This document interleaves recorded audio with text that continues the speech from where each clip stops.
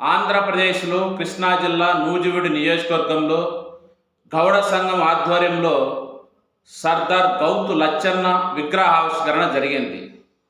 ఈ కార్యక్రమానికి కూటమి నేతలతో పాటు కార్యకర్తలతో పాటు మాజీ మంత్రి వైఎస్ఆర్ కాంగ్రెస్ పార్టీకి చెందినటువంటి జోగి రమేష్ కూడా హాజరు కావడం జరిగింది. గౌడ సంఘం ఆహ్వానం మేరకే ఆయన హాజరు కావడం జరిగింది.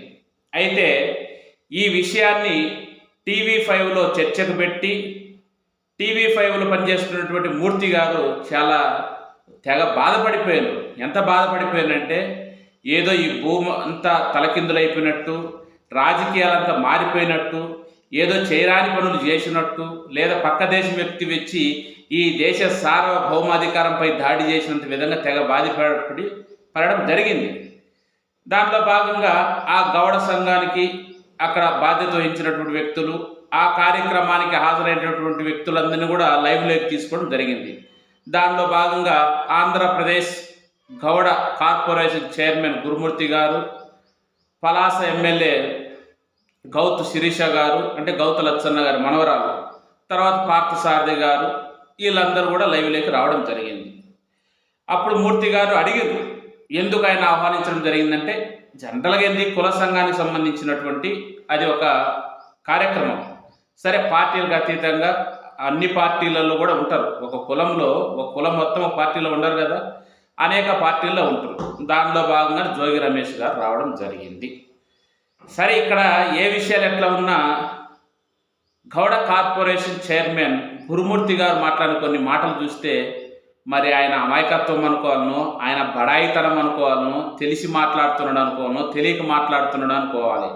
ఆయన ఏమంటున్నాడు, జోగి రమేష్ అనేటువంటి వ్యక్తి కాంగ్రెస్కు చెందినటువంటి వ్యక్తి, కాంగ్రెస్కు పూర్తి వ్యతిరేకం తెలుగుదేశం పార్టీ, అసలు మా రక్తం కాంగ్రెస్ను చూచి మరిగిపోద్ది అంటున్నాడు.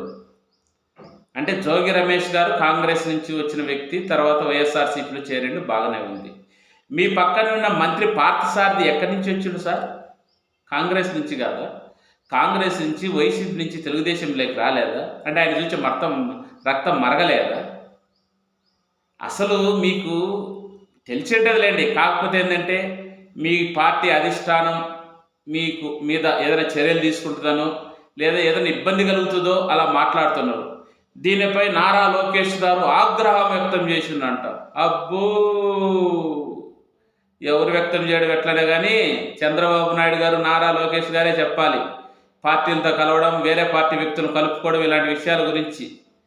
ఈ ఆంధ్రప్రదేశ్లో కాంగ్రెస్ యొక్క ఒంటెత్తు పోకడలకు వ్యతిరేకంగా, తెలుగువారి ఆత్మగౌరవానికి అనుకూలంగా అన్నగారు నందమూరి తారక రామారావు గారు, ఎన్టీఆర్ గారు తెలుగుదేశం పార్టీని స్థాపించే, ఆ పార్టీని కొన్ని రోజుల తర్వాత ఆయన దగ్గర నుంచి లాక్కొని ఆక్రమించుకున్నటువంటి చంద్రబాబు నాయుడు గారు, ఆయన ఆధ్వర్యంలో నడుచున్న తెలుగుదేశం కొన్ని రోజుల తర్వాత, ముఖ్యంగా జగన్మోహన్ రెడ్డి గారు వైఎస్ఆర్ కాంగ్రెస్ పార్టీ పెట్టిన తర్వాత జగన్మోహన్ రెడ్డి గారు రాజకీయంగా వెదగనీయకూడదని ఆయన ఇబ్బంది పెట్టాలని ఉద్దేశంతో అక్కడ నుంచి కాంగ్రెస్తో కుమ్మక్కు కావడం స్టార్ట్ అయిన విషయం మీకు తెలియదా గురుమూర్తి గారు? జగన్మోహన్ రెడ్డి గారు వైఎస్ఆర్ కాంగ్రెస్ పార్టీ పెట్టిన తర్వాత వచ్చినటువంటి ఎమ్మెల్సీ ఎలక్షన్లలో కాంగ్రెస్ తెలుగుదేశం కలిసి ఇద్దరు కుమ్మక్కై జగన్మోహన్ రెడ్డి ఓడియాలని ప్రయత్నం చేయలేదా? తర్వాత జరిగినటువంటి స్థానిక సంస్థల ఎన్నికలలో అక్కడ కూడా మీరు కుమ్మక్కు కాలేదా? అంతెందుకు 2018లో తెలుగుదేశం పార్టీ డైరెక్ట్గా కాంగ్రెస్ పార్టీతో పొత్తు పెట్టుకొని తెలంగాణలో పోటీ చేయలేదా? ఆ లగడపాటి రాజగోపాల్ గారు పెద్ద వ్యూహకర్తగా ఉండి ఏదో గెలిగిపోతున్నాం, ఏదో చేయబోతున్నాం, అప్పుడున్నటువంటి టీఆర్ఎస్ పార్టీని ఓడించాలనే ఉద్దేశంతో కాంగ్రెస్ పార్టీతో పొత్తు పెట్టుకోవడమే కాకుండా ఖమ్మం జిల్లాలో రాహుల్ గాంధీ గారి సమక్షంలోనే పసుపు కండువ, తర్వాత కాంగ్రెస్ కండువ, సిపిఐ కండువ, సిపిఎం కండువ, ఇలా అన్ని కండువాలు వేసుకొని చంద్రబాబు నాయుడు గారు రాజకీయ ప్రచారం చేయలేదా? అప్పుడు కాంగ్రెస్ పార్టీని చూసి మీకు రక్తం మరగలేదా గురుమూర్తి గారు? ఆ తర్వాత జరిగినటువంటి అనేక పరిణామాల్లో లోపల కాంగ్రెస్ మద్దతు ఇచ్చిన విషయం మీకు తెలియదా? ఇంతెందుకు 2024 ఎలక్షన్స్ ఆంధ్రప్రదేశ్లో వైఎస్ఆర్ కాంగ్రెస్ పార్టీకి చెందినటువంటి జగన్మోహన్ రెడ్డి గారి ఇంట్లో ఉన్నటువంటి ఇంటి సమస్యలను గందరగోళం చేయాలని, వాళ్ళ కుటుంబాన్ని బజార్కి ఈడ్చాలని ఆ తెలివిలేని షర్మిల కాంగ్రెస్ లేకపోతే ఆమె కాంగ్రెస్ తరఫున ఎంపీగా పోటీ చేస్తుంటే ఇటువైపు వైఎస్ఆర్ కాంగ్రెస్ పార్టీ తరఫున పోటీ చేస్తున్నటువంటి అవినాష్ రెడ్డిని ఓడించాలని మీరు కాంగ్రెస్ పార్టీ మద్దతు తెలపలేదా? మీరు మీ అభ్యర్థిగా తెలుగుదేశం అభ్యర్థిగా ఎంపీగా పెట్టినటువంటి భూపేష్ రెడ్డి జమ్మలమడుగు చెందిన వ్యక్తి డబ్బులు పంచుతూ తనకు ఓటేయమనకుండా షర్మిలాకు ఓటేయమని చెప్పిండే అది కాంగ్రెస్ కుమ్మక్కైనట్టు కాదా? కడప నియోజకవర్గంలో అంజద్ భాషను ఓడియాలని అక్కడ ఇప్పుడు ఎగిరెగిరి పడుతున్న రెడ్డమ్మ గారు ఉన్నారు కదా, మాధవరెడ్డి గారు ఎమ్మెల్యే, ఆమె భర్త గారు కాంగ్రెస్ పార్టీ వ్యక్తికి డబ్బులు ఇచ్చి కాంగ్రెస్ పార్టీ వ్యక్తి నిలబెట్టలేదా? అంటే వైఎస్ఆర్ కాంగ్రెస్ పార్టీని ఓడియలేదని. ఇలా జగన్మోహన్ రెడ్డి గారు పార్టీ పెట్టినప్పటి నుంచి ఆయన ఏదో ఒక విధంగా ఎదుర్కోవాలనే ఉద్దేశంతో అప్పటి నుంచి పడిన ఆ అడుగులు ఇప్పటి వరకు రకరకాల రూపాలు మార్చుకుంటూ కాంగ్రెస్తో కుమ్మక్కై చివరగా ఇప్పుడు మన పక్క రాష్ట్రంలో ఉన్న కాంగ్రెస్ ప్రభుత్వంలో ఉన్న ముఖ్యమంత్రి గారు రేవంత్ రెడ్డి గారు ఎవరు? ఒకవేళ ఆయన కాంగ్రెసే, కానీ కాంగ్రెస్లకు ఎందుకు పోయిండు? కాంగ్రెస్కి ఎవరు పంపినరు ఆయన్ను? ఎవరు తెలియదా? చంద్రబాబు నాయుడు గారు ద్వంద్వ నీతిలో భాగంగా బీజేపీతోనే కాదు కాంగ్రెస్తో కూడా మంచిగా ఉండాలనే ఉద్దేశంతో 2018లో ఏర్పడినటువంటి బహాటంగా ఏర్పడిన స్నేహాన్ని లోపల ఉంచుకొని రేవంత్ రెడ్డి గారిని తెలంగాణలో తెలుగుదేశం పార్టీ తీసేసిన తర్వాత వద్దనుకున్న తర్వాత అక్కడ ఉన్నటువంటి రేవంత్ రెడ్డిని కాంగ్రెస్లో పంపించి కొంత డబ్బులు ఇచ్చి అప్పుడు ఉన్నటువంటి ఠాకూర్ చేత పిసిసి అధ్యక్ష పదవి ఇప్పించి తర్వాత మొన్న 2023లో తెలంగాణలో అసెంబ్లీ ఎన్నికలు జరిగితే ఆ ఎన్నికల్లో మీ తెలుగుదేశం క్యాడర్ కానీ మీకు సంబంధించిన నాయకులు కానీ ఎవరికి సపోర్ట్ చేసిండ్రయ్యా? కాంగ్రెస్కి కాదా? బహాటంగా తెలుగుదేశం వాళ్ళు కాంగ్రెస్ మీటింగ్లలో తెలుగుదేశం పార్టీ జెండాలు పెట్టుకొని తాగి చిందులేసిందే, అప్పుడు కాంగ్రెస్ పార్టీని చూసి మీకు రక్తం మరగలేదా గురుమూర్తి గారు? ఇంకా ఎంత అన్యాయం! ఖమ్మం జిల్లాలో అది ఒక హద్దు దాటిపోయింది. సాక్షాత్తు కాంగ్రెస్ తరఫున పోటీ చేస్తున్నటువంటి తుమ్మల నాగేశ్వరరావు గారు కాంగ్రెస్ కండువా మెడలో వేసుకొని తెలుగుదేశం పార్టీ ఆఫీసులో కూర్చున్నప్పుడు మీకు రక్తం మరగలేదా గురుమూర్తి గారు?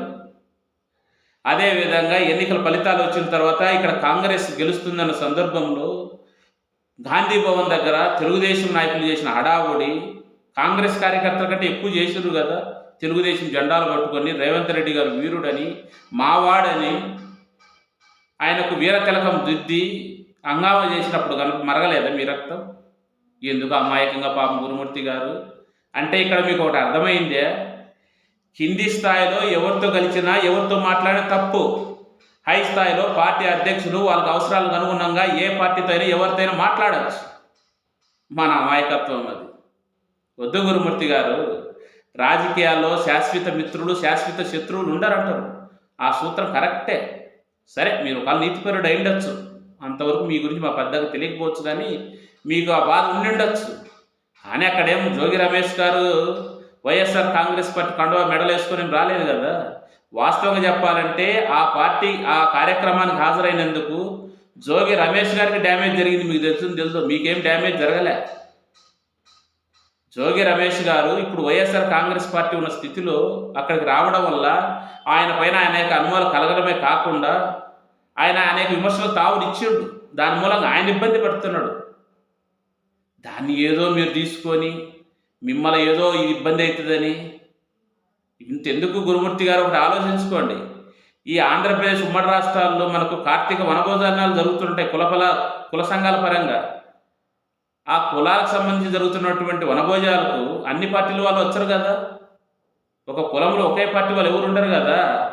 సరే, కొన్ని పార్టీల్లో ఒకరు ఎక్కువ ఉన్నారు అనుకోండి, దానికి మనం చేయగలిగింది ఏమీ లేదు. కానీ సాధ్యమైనంత వరకు అయితే ఒక కులంలో అనేక పార్టీలు ఉంటాయి కదా. ఎందుకు దాన్ని ఇంత ఇది చేస్తున్నారు అంటే కింది స్థాయిలో చేస్తే తప్పు, పై స్థాయిలో వాళ్ళు గెలిచడం కోసం, వాళ్ళ పార్టీని కాపాడు కోసం, వాళ్ళ డబ్బుల కోసం వాళ్ళు ఏమైనా చేసుకోవచ్చు. మనలాంటి వాళ్ళు మీలాంటి వాళ్ళు చేస్తే తప్పు. ఇప్పుడు లోకేష్ గారి యొక్క ఉద్దేశం ఎట్టుంది, ఏదో ఒక సామాజిక వర్గాన్ని చూసి ఆయన ఊగిపోతున్నంత ఫీలింగ్ ఇస్తున్నాడు కదా. మళ్ళీ నిన్న వాళ్ళ తండ్రి గారు డోకీపరులో మేఘా కృష్ణారెడ్డి గారి కార్యక్రమానికి ఎట్లా హాజరైంది అంటే అక్కడ మనకి ఏదైనా మంచి జరుగుతుందని, ఏదైనా పార్టీకి ఫండ్ ఇచ్చారని, లేదా ఏదైనా చేస్తారని, లేదా ఆయన ఏం కోరుతున్నాడు చంద్రబాబు నాయుడు గారు నిన్న, మీరు ఒక మండలాన్ని దత్తత తీసుకుంటున్నారు అంటే మీకు అవసరం వచ్చినప్పుడు కులాలు కనపడవు, సామాజిక వర్గాలు కనపడవు, పార్టీలు కనపడవు. పాపం ఎవరు కింది స్థాయిల కార్యకర్తలు నాయకులు చేస్తే మాత్రం దానికి టీవీ5 మూర్తి వారిని పాసుగా వారి బాధ ఎవరికి అర్థం కావడం. ఈ ప్రపంచమే తలకిందులైపోయినట్టు. రాజకీయాలలో మామూలే. సరే, అదేం పార్టీ కార్యక్రమం కాదు. ఒకవేళ అంత తప్పే అనుకున్నప్పుడు అతనికి ఆహ్వానం లేకపోతే జోగి రమేష్ పోడు కదా. మూర్తి గారు, TV5 మూర్తి గారు, మీరు కొంచెం అలసట తగ్గించుకోండి. పాపం ఈ గౌడ కార్పొరేషన్ చైర్మన్ గురుమూర్తి గారు, ఆయన ఒకరు నీతిపరుడు ఉన్నట్టు ఉంది మనకు అనిపించుంటే. ఆయన పదే అంత పడాల్సిన అవసరం లేదులే సార్. మీ పార్టీ అధ్యక్షుడు చంద్రబాబు నాయుడు గారు ఈ దేశంలో ఆయన జతకట్టని ఒక పార్టీ పేరు చెప్పండి మీరు. ఒక వైఎస్ఆర్ కాంగ్రెస్ పార్టీ తప్పక ఈ భారతదేశంలో ఉన్నటువంటి పార్టీలతో ఆయన ప్రచారం చేయించుకోవడం కానీ ఆయన జతకట్టినటువంటి ఒక పార్టీ పేరు చెప్పండి. బీజేపీ ఎప్పటి నుంచి ఒక అంటగాగుతున్నాడా? తర్వాత కొన్ని రోజులు థర్డ్ ఫ్రంట్ అని BSP, SP పార్టీలతో తిరిగిండా? తర్వాత కొన్ని రోజుల పాటు ఆ జమ్మూ కాశ్మీర్లో ఉన్నటువంటి ఓమర్ అబ్దుల్లా తండ్రి ఉన్నాడు చూడు, ఆయన తెచ్చుకుని కడపలో ప్రచారం చేయించుకోలేదా? తర్వాత కేజ్రీవాల్ మద్దతు ఇవ్వలేదా? మమతా బెనర్జీకి మద్దతు ఇవ్వలేదా? ఇట్లా ఈ భారతదేశంలో అన్ని పార్టీలతో అంటగాగిన వాళ్ళు. వాళ్ళు ఏదో పెద్ద శుద్ధం వాళ్ళు అయినారని వాళ్ళన్న మాటలు మీరు పట్టించుకొని బాధపడుతుండే. పాపం అంతేం లేదులేండి, మీరు బాధపడాల్సిన అవసరం లేదులేండి. రేపు చూడండి జమిలీ ఎలక్షన్స్ వచ్చే ఎట్టుంటే ఎవడు ఏ పక్క పోతాడు, ఎవరు ఎట్లా చితాపతలు అయిపోతారో అర్థం కాదు. ఎక్కడ ఎందుకు మా జిల్లాలోనే, మా కడప జిల్లాలోనే నేను చూస్తున్నా. మా ఊర్లోనే జగన్మోహన్ రెడ్డి గారు ఎంపీగా పోటీ చేసినప్పుడు ఆదిలోని పార్టీని బదనాం చేయాలనే ఉద్దేశంతో కాంగ్రెస్ తెలుగుదేశం కుమ్మక్కు కావడమే కాకుండా అప్పుడు అధికారంలో ఉన్న కాంగ్రెస్ పార్టీతో చంద్రబాబు నాయుడు ప్రోద్బలంతో ఓటుకు 5,000 రూపాయలు ఇచ్చిండు జగన్మోహన్ రెడ్డిని ఓడియాలని గుర్తుపెట్టుకోండి. అలాంటి కుమ్మక్క రాజకీయాలు వాళ్ళల్లో ఉన్నాయి. పాపం మీదేముంది లేండి కింది స్థాయిలో, అంత బాధపడాల్సిన అవసరం లేదు, లైట్గా తీసుకోండి. Okay, right friends. గురుమూర్తి గారు పాపం చాలా బాధపడిపోతున్నారు. ఆయన ఎవరన్నా నూజివీడు నియోజకవర్గంలో ఉన్న పాపం కొద్దిగా ఓదార్చండి. ఆయన అంత అవసరం లేదని ఈ విషయాలని చెప్పండి. వాళ్ళ పార్టీ అధ్యక్షులు ఎలాంటి వాళ్ళు ఎవరెవరితో జత కట్టిన ఎన్ని తేదీల వారుగా ఎలక్షన్ల వారుగా చెప్పండి. అప్పుడన్నా ఆయన బాధ తగ్గుద్ది. ఇంకా TV5 మూర్తి అంటవా, వాళ్ళకేం బాధ తగ్గదులే. వాళ్ళు బతికినంత వరకు, ఈ సమాజం ఉన్నంత వరకు, ఈ ఛానల్స్ ఉన్నంత వరకు. Okay, right friends. మన ఛానల్ సబ్స్క్రైబ్ చేసుకోండి, లైక్ చేయండి, షేర్ చేయండి, కామెంట్ చేయండి.